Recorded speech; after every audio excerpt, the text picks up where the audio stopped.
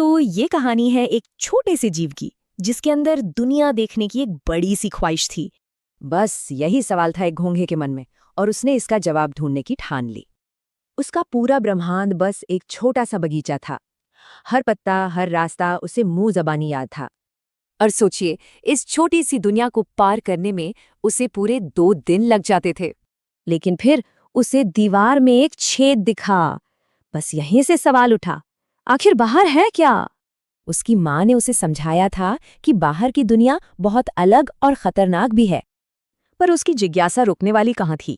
उसने फैसला कर लिया, वो बाहर की दुनिया देखेगा। अब सवाल ये था कि वो इस सफर के लिए तैयार कैसे था।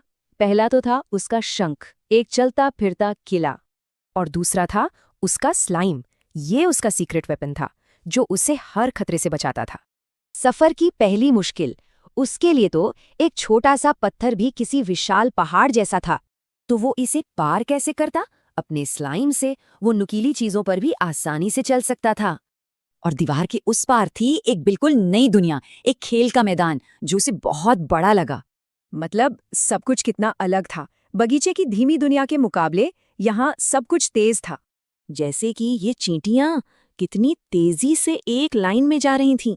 उसने ऐसा कुछ कभी नहीं देखा था। और ये गिलहरी पलक झपकते ही पेड़ पर चढ़ गई। सब कुछ बहुत तेज लग रहा था। उसे समझ आया कि बाहर की दुनिया में रफ्तार ही सब कुछ है। तभी एक जोर की खड़खड़ आवाज हुई। उसे लगा जैसे आसमान ही गिर पड़ा हो। पर वो तो बस एक सूखा पत्ता था। उसका डर फौरन हैरानी और खुशी में बदल गया।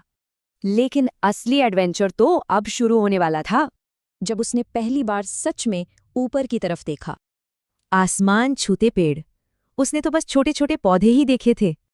उस पल उसे एहसास हुआ कि ये दुनिया वाकई कितनी खूबसूरत और बड़ी है। और उसने तय कर लिया, वो अब उस छोटे से बगीचे में वापस नहीं जाएगा। ये तो बस शुरुआत थी, एक बड़ी और रोमांचक दुनिया में एक एक्सप्लोरर की जिंदगी की। ये कहानी हमें यही सिखाती है कि हिम्मत और जिज्ञासा हो तो कमाल की चीजें देखने को मिलती हैं।